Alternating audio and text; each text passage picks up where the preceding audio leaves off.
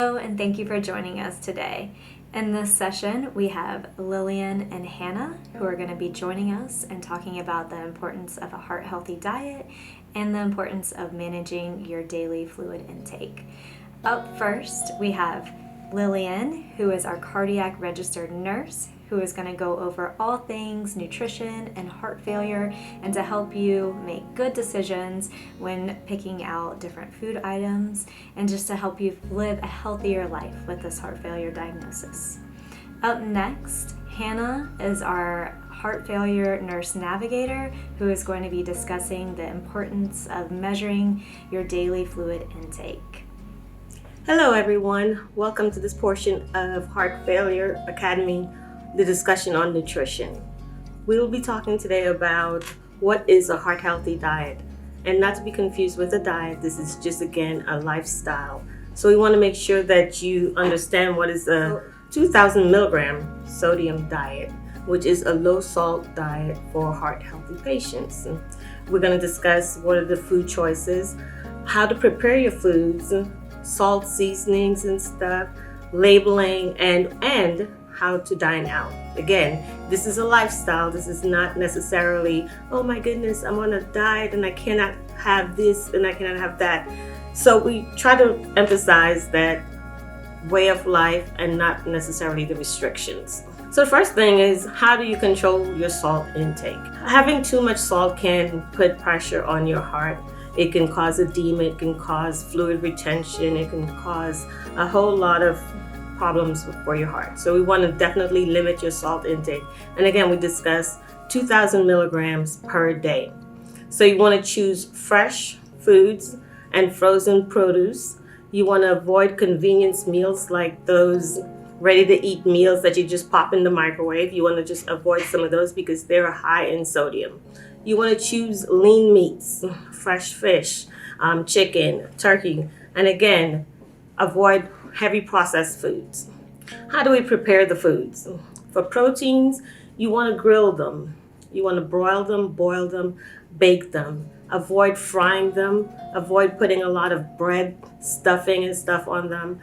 And then for vegetables, you definitely want to bake them, roast them, toss them with some vegetable oil like olive oil. And you could bake them in the oven for like 400 degrees until it's nice and tender. You definitely do not want to saute them with a lot of butter and a lot of oil. That totally defeats the purpose. Steaming them is ideal with very little, oil and water and stuff. You just put a little bit of water, you steam it, and then that vapor, really cook it and make sure it's nice and tender. Again, fresh frozen foods. Try to stay away from canned foods. So here's a sample of a canned food.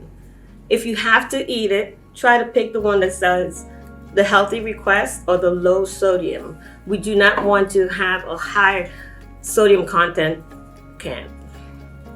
So when preparing the foods, again, use lots of herbs and spices to season your foods to make it taste better. Try to stay away from adding salt.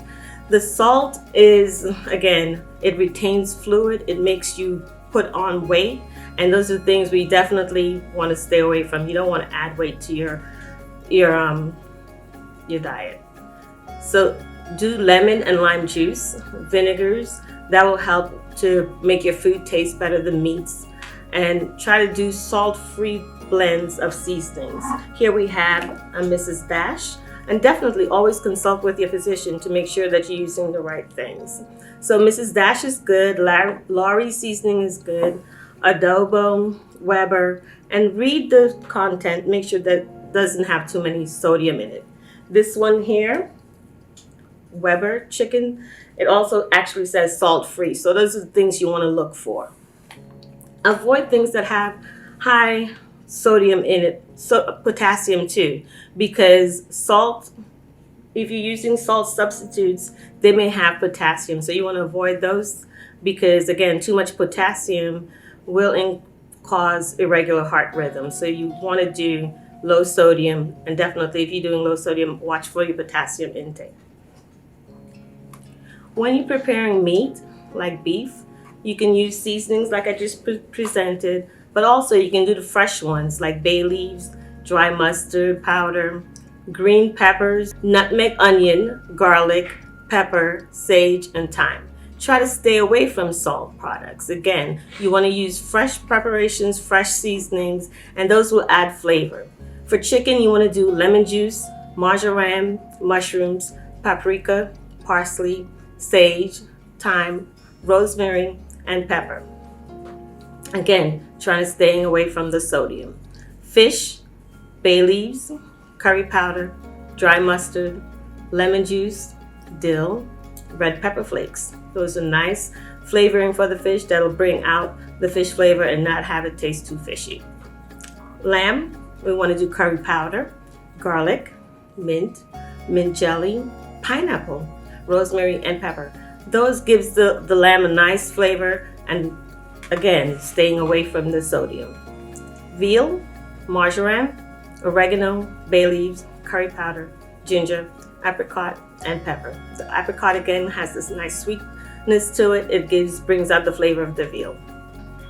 How to read the food label. When you're reading a food label, it is not necessarily, so this skinny popcorn, it tells you, first you want to look at what is the serving size. The serving size of this is 3 1/4 cups.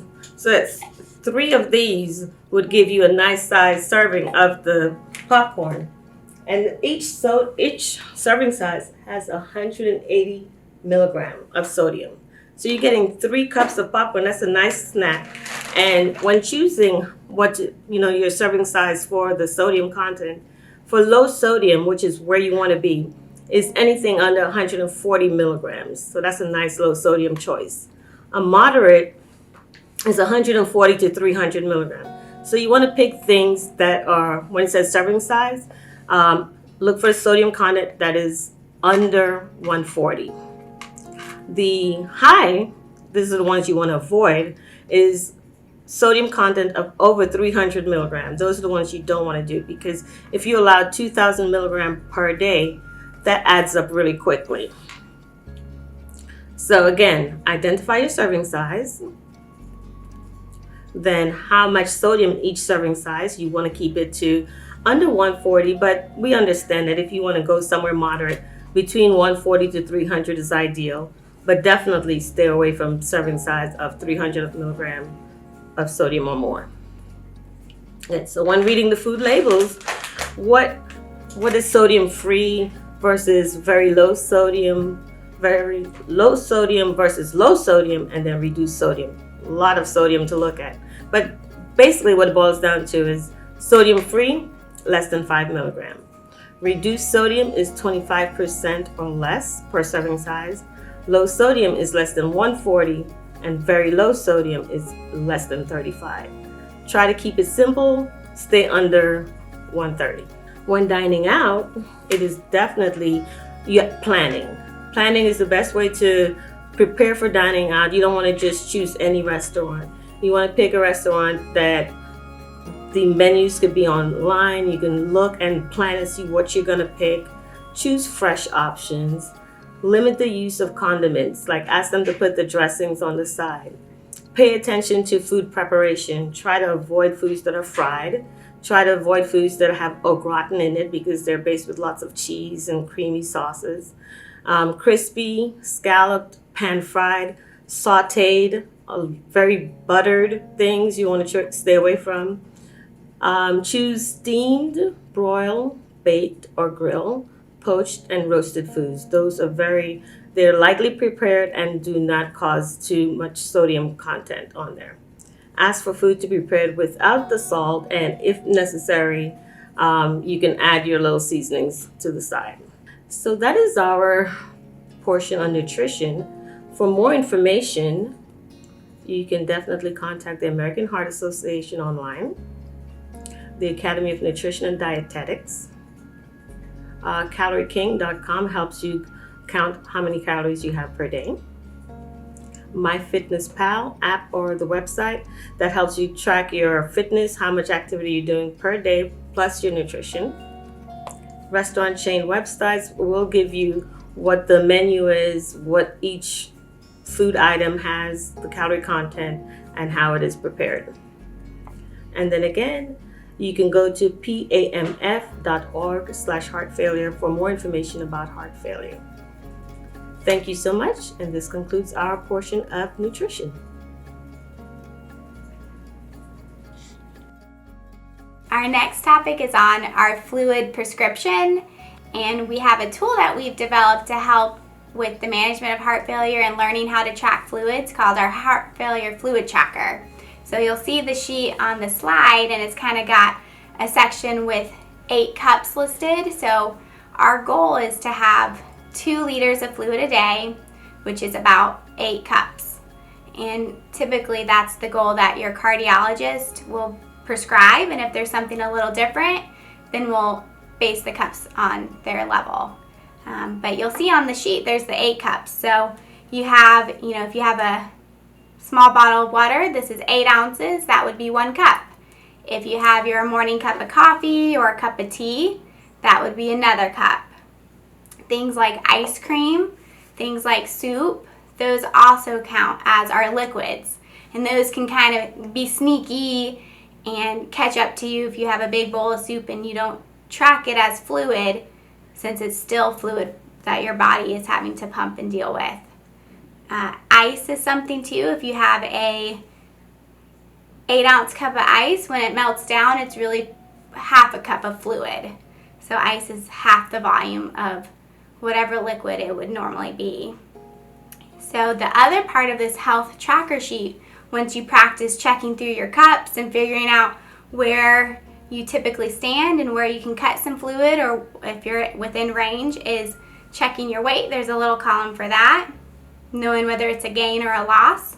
So we really are more worried about the gain part because that helps us know what heart failure zone we're in. So you can see the little heart failure zone also listed on the left side.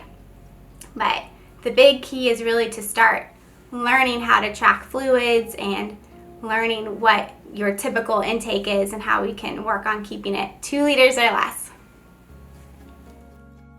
Thank you for tuning in to this video today. I hope you have a lot of good takeaways and exciting new things to try going forward. In our next video, we will be discussing palliative care and heart failure medications. Until then, be well.